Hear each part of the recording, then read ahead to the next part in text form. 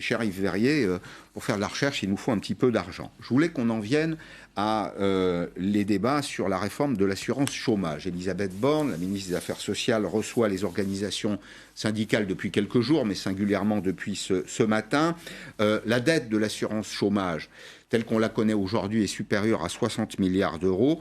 Et j'ai envie de vous dire qu'une assurance, parce qu'au fond c'est sa fonction, elle ne devrait pas être en déficit, puisque par définition, elle doit couvrir des revenus différés pour ceux qui ont payé une cotisation.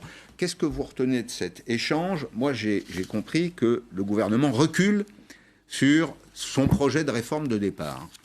Bien, tout d'abord, bonjour, mais quand on parle de la dette de l'assurance chômage, évidemment, je l'ai expliqué souvent, le système que nous avons construit, FO, est à l'origine de l'assurance chômage et que nous avons négocié depuis ses origines, en 1958, entre les organisations d'employeurs et les organisations syndicales. Ce système-là n'a pas vocation à pallier à un chômage structurel et à une précarité généralisée. Et qui plus est, dans une situation qui fait exploser un peu plus encore cette situation, qui est la crise sanitaire. En 1958, il y avait 27 000 chômeurs. Voilà. Je ne sais pas si vous vous rappelez de ce chiffre. Je venais de naître, pour tout vous dire. Donc, je ne m'en rappelle pas. Mais historiquement, oui, c'est cela. Si vous voulez, la question à laquelle on est confronté, elle est aujourd'hui, et ça, c'est notre point de vue de départ. C'est important par rapport à la réunion que nous avons eue ce matin. Ça n'est pas le système de l'assurance chômage qui est en déficit ou en défaut, plutôt. C'est le système économique qui ne produit pas suffisamment d'emplois et d'emplois de qualité, qui fait que il faut bien qu'on vienne au secours, en aide des salariés qui se retrouvent démunis, faute d'emploi ou d'emploi de qualité. Il ne faut pas oublier que quand on parle du déficit actuel de l'assurance chômage, aujourd'hui, finance un tiers de l'activité partielle, qui préserve les salariés d'un licenciement. Mais il faut mettre la dette Covid à part, peut-être. Il faut mettre la dette Covid à part. Ça représente quoi sur les 60 milliards ? C'est autour de 20 ? On dit qu'il y a déjà 20 milliards attribués pour l'assurance chômage à l'année 2020 sur l'effet de la crise sanitaire. Alors, il faut dire qu'il n'y a pas de danger sur l'indemnisation à ce stade, puisque c'est une dette qui est garantie par l'État. Oui. En dernier recours. Oui, non, mais je fais la remarque parce que on pourrait s'inquiéter.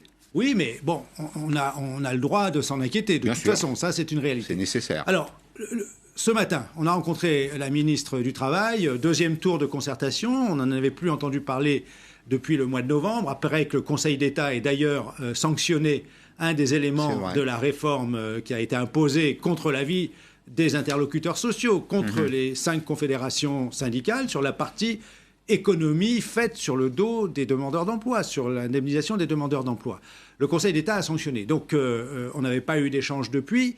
Nous avions prévenu en 2019, quand le gouvernement nous a imposé cette réforme. Il ne faut pas oublier que si le gouvernement n'avait pas interféré dans cette réforme, par cette réforme, c'était la convention que nous avions négociée en 2017 qui était en vigueur et qui serait demeurée d'elle-même en vigueur jusqu'à la fin de l'année 2020. Et d'ailleurs, le gouvernement a dû reporter sa réforme qui mettait en cause cette convention à plusieurs reprises, rétablir les dispositions que nous avions négociées en 2017 jusqu'à la fin de l'année 2020 et à prolonger jusqu'au 1er avril de l'année 2021. Mais si je mets à la place du gouvernement, le gouvernement dit en substance, je vais résumer, pardon, et c'est un peu brutal, mais les partenaires sociaux ne savent pas gérer, ils multiplient les déficits. Moi, je reprends la main et je leur fixe un objectif clair. L'objectif, c'est de limiter effectivement le déficit. C'est la raison pour laquelle l'État nationalise d'une certaine façon, je ne sais pas si le mot est le plus adapté, c'est ça ? C'est ce qui se passe. Il y a un changement, si on continue comme ça, il y a un changement radical de nature du régime. Ça, c'est le premier point de notre opposition à cela. C'est d'ailleurs le même sur le système universel de retraite. Mais si le procès qui est fait, c'est la mauvaise gestion des interlocuteurs sociaux au profit d'une meilleure gestion de l'État, la démonstration contraire vient d'être faite, puisque au moment où l'État décide de prendre la main et d'imposer sa réforme et de mettre en cause la convention que nous avions négociée, il est obligé de revenir au terme de la négociation de la convention que nous avions négociée parce qu'il s'est aperçu de l'effet nocif. Nous avions prévenu, mais nous ne nous attendions pas à être démontrés de manière aussi efficace ou évidente, parce que nous ne prévoyons pas la crise sanitaire. Mais la crise sanitaire n'a fait qu'accentuer de manière très forte ce sur quoi nous avions mis en garde quant à la baisse des droits des demandeurs d'emploi, à la difficulté pour les plus précaires, les saisonniers en particulier qui sont touchés. La saison de printemps dernier a été écourtée, la saison d'été a été écourtée, la saison des sports d'hiver vient d'être purement et simplement annulée, celle de février à son tour. Les salariés saisonniers ou en contrat à durée déterminée autour des activités connexes de ces activités touristiques se retrouvent en difficulté majeure. Et l'État est obligé de compenser aujourd'hui les effets nocifs de la réforme qu'il a imposée. Ouais. Donc, ça présente un caractère récessif, pour dire les choses simplement. C'est-à-dire que quand on ne distribue pas de revenus, y compris de revenus sociaux, à des gens qui n'ont plus d'activité, évidemment, c'est moins de consommation. Bien sûr. Et c'est la croissance qui finit par s'essouffler. Oui, on ne va pas plaider pour un système où on est systématiquement indemnisé par l'allocation chômage, bien évidemment. Mais c'est un fait qu'à chaque fois qu'on parle de dépenses, je l'ai souvent dit pour la dépense publique, mais pour la dépense sociale, ça ne part pas dans un bas de laine. C'est réinvesti immédiatement dans l'activité économique parce que les salariés demandeurs d'emploi, ils ont un loyer de toute façon à payer. Il faut bien qu'ils se nourrissent et nourrissent leur famille s'ils ont une famille. Et il faut bien qu'ils vivent comme tout un chacun. Et vous savez, on ne le dit pas assez, mais le niveau de la prestation d'assurance chômage, de l'allocation versée par l'UNEDIC, en moyenne, c'est 860 €. Donc on voit bien que ça n'est pas énorme, hein. Alors je me méfie des moyennes, je me méfie toujours des moyennes. Oui, bien sûr, mais le revenu de remplacement moyen, c'est-à-dire ce que vous percevez de l'UNEDIC, plus éventuellement pour celles et ceux qui ont un petit emploi compensé par l'allocation chômage, c'est 1 200 € net par mois. Donc voilà, et on pas ne un luxe. crée pas, voilà, ce n'est pas du luxe. C'est pas un luxe. On écoute une voix, alors qui considère elle que cette réforme est nécessaire, pas pour le moment. C'est un peu la position du gouvernement. C'est Geoffroy Roux de Bézieux, le patron du MEDEF, qui était ce matin sur la radio RMC. Le système d'assurance français, il est très généreux, mais il a des défauts et notamment dans certains cas, pas partout, il pousse à alterner des périodes de travail et des périodes de chômage. Donc cette réforme, elle est nécessaire. Encore aujourd'hui, malgré la hausse du chômage, vous avez des endroits, des géographies, des métiers où on n'arrive pas à recruter. Oui. Donc elle est nécessaire, mais il est aussi nécessaire de prendre en compte, dans toutes les mesures qui étaient prévues, la réalité économique. Je trouve qu'il est quand même gonflé, si je peux me permettre de dire, le président du MEDEF. Parce qu'il nous dit cette réforme, elle est généreuse parce qu'elle pousse à alterner des périodes de chômage avec des périodes de travail. Sauf que ce qu'il refuse, en particulier un tout petit aspect de la réforme qu'il refuse, qui n'est d'ailleurs pas satisfaisant dans le dispositif proposé par le gouvernement de notre point de vue, c'est le système qu'on dit de bonus-malus qui a justement pour vocation de sanctionner l'utilisation abusive des contrats courts, qui fait que ce n'est pas les salariés qui choisissent d'alterner. C'est les salariés qui n'ont pas d'autre choix que de prendre des petits contrats. Et évidemment, quand le contrat s'achève, s'ils n'ont pas l'allocation chômage... De mémoire, Yves Verrier, ça coûte 7 milliards d'euros par an. De mémoire. Oui. À peu de choses près, c'est ça ? Oui, mais justement, nous avions proposé un système qui permettait de sanctionner par la malus, c'est-à-dire en accroissant la cotisation due par les entreprises qui abusaient des contrats courts, et de générer du coup une attitude un peu plus vertueuse, limiter les abus de contrats courts parce que ça coûterait plus cher à l'entreprise, et pour celles qui y ont recours malgré tout pour des situations particulières, compenser cette utilisation de contrats courts par une surcotisation qui permettrait de générer de l'économie justement pour l'assurance chômage. Double effet, on a refait cette proposition à la ministre du Travail, nous lui avons remis notre proposition. Attentive.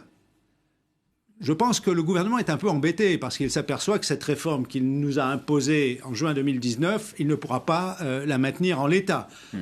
Donc moi j'ai redit ce que nous défendons, et je crois que les 5 confédérations sont sur cette position. On s'est rencontrés à mon initiative d'ailleurs il n'y a pas très longtemps.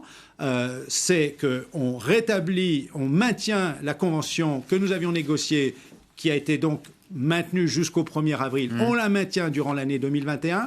C'est ce que nous aurions fait si nous avions été autour de la table entre les employeurs et les organisations syndicales face à la crise sanitaire. On se serait dit, on proroge notre convention d'1 année et on se donne le temps de voir comment la situation évolue pour négocier la future convention. Eh bien, qu'on fasse cela aujourd'hui. Un mot des jeunes. Je vous en parle parce que, évidemment, ils ne sont pas éligibles pour ceux qui n'ont jamais travaillé à l'assurance chômage. Le principe, c'est qu'il faut avoir travaillé cotiser pour souscrire à l'assurance. Alors, on leur donne parfois des aides ici ou là. C'est quand même notoirement insuffisant. Je le dis parce que je vois autour de moi des jeunes gens qui sont vraiment en difficulté, et je le dis aussi parce que ça hypothèque notre capacité à produire des têtes bien faites qui demain passeront à l'action sur le marché et vont contribuer à créer de la richesse. Qu'est-ce qu'on peut faire pour ces jeunes gens? Est-ce qu'il faut les rendre éligibles au RSA? Est-ce qu'il faut trouver d'autres formules? Quel est votre point de vue? Alors, il y a plusieurs points sur lesquels il faut agir. Un, il y a effectivement la question de l'absence de revenus complets. Quand on n'a pas accès au RSA, il faut avoir 25 ans. Oui, donc, il y a l'idée d'ouvrir l'accès au RSA à partir de 18 ans jusqu'à les 25 ans et plus, bien évidemment. Ça, ce serait de l'assistance. Ça c'est immédiatement soutenir la capacité de vivre à peu près pour les jeunes qui sont dans ces situations sans aucune ressource. Deuxièmement, il y a un vrai problème, et en particulier pour les jeunes qui commencent à rentrer dans l'emploi, souvent, trop souvent pour beaucoup d'entre eux, avec des contrats précaires ou des salaires assez bas, il y a ce dispositif de garantie des loyers impayés qui soulève des difficultés majeures pour un jeune pour obtenir la possibilité d'avoir un logement, parce que les garanties qu'en attendent les assureurs sont tellement élevées que pour un jeune, c'est quasiment impossible.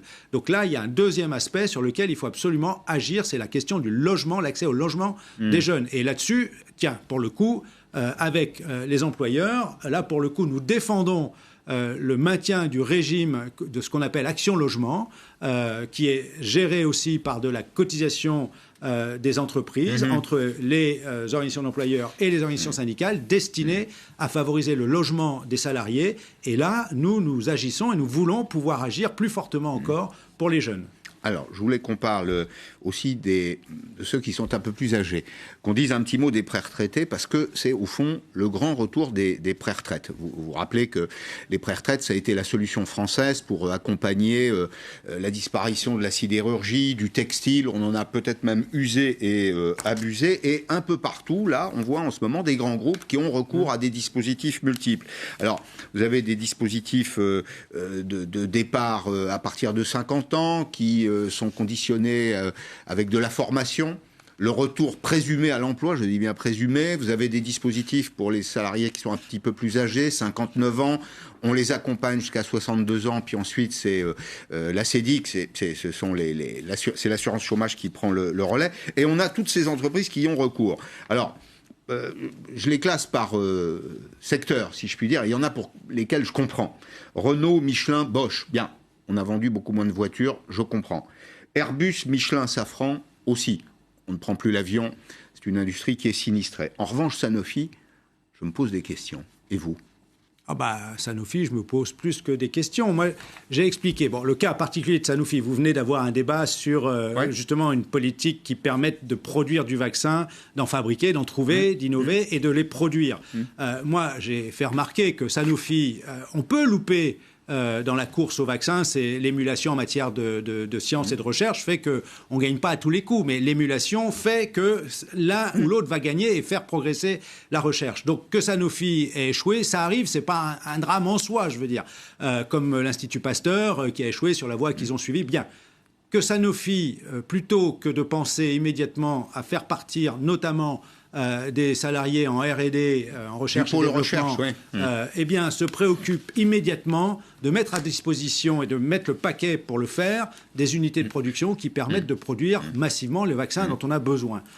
Ensuite, d'une manière plus générale, on a mis en place de l'activité partielle de façon massive. L'idée, c'est d'éviter que les entreprises face à l'arrêt de l'activité, le confinement, dont on va peut-être encore entendre parler d'ici la fin de la semaine, plutôt que de se séparer des salariés en tablant sur le fait que l'activité repartira quand on sera sorti de cette crise sanitaire, et d'où l'importance d'aller vite sur le vaccin, eh bien que ces entreprises ne se soient pas séparées de leurs emplois, de leurs compétences, pour être en possibilité de repartir. Et du coup, évidemment, pour nous, c'est préserver les emplois des salariés concernés. Qu'est-ce qu'on a fait ? Compétences, qualifications, savoir-faire. Globalement, les gens qui ont un petit peu plus de 50 ans ont un peu d'expertise. Absolument. Ils ont appris des choses. Oui, mais il faut la transmettre, il faut le transmettre. Ce que nous avons fait, parce qu'il y a malgré tout des difficultés quand l'activité est quasiment arrêtée. Vous parliez du secteur aérien, de l'aéronautique, de l'industrie automobile. Il y a quand même des secteurs qui, à l'évidence, ont du mal à repartir. Et sur l'aérien, on craint fort que ça ne dure plus longtemps, d'ailleurs, que la crise sanitaire. Il va y avoir des difficultés dans les secteurs qui sont complètement arrêtés, le tourisme, la culture, etc. On a négocié à chaque fois qu'on l'a pu, dans le cadre de l'activité partielle, en évitant tout départ contraint. Et ça se traduit souvent, effectivement, par des dispositifs qui ont permis à ceux qui sont pas loin de la retraite de partir de manière anticipée, en évitant les départs contraints. Il y en a, si je vous pose la question aussi, c'est que moi, je regrette toujours qu'on ait un taux d'emploi des 55-62 ans qui soit très faible. Je comprends celui qui a 59 ans dans une entreprise, il y a peu d'avenir, le secteur est menacé. Il y a aussi des gens qui ont envie de partir. Donc comment on arbitre tout ça ? Oui, c'est un peu, vous voyez, c'est un peu la rançon du succès de ces négociations, c'est que, par exemple, à Airbus, les départs sont limités à 2 ans avant la retraite. Oui, c'est ça. Ça a eu tellement de succès que ceux qui sont à 2 ans et demi trouvent dommage de ne pas pouvoir en bénéficier. Bon, ça, c'est un peu la rançon dans cette situation où on n'a pas trop d'espoir que dans l'année ou les 2 ans qui viennent, l'activité reparte pleinement. Donc les salariés à cet âge-là, effectivement, se disent, après tout, place aux jeunes, parce que c'est ça l'important. Et vous avez raison, la question de l'emploi des seniors, c'était tout le débat, on l'a eu ici sur les retraites. Un salarié sur 2 qui fait valoir ses droits à la retraite aujourd'hui n'est plus en emploi.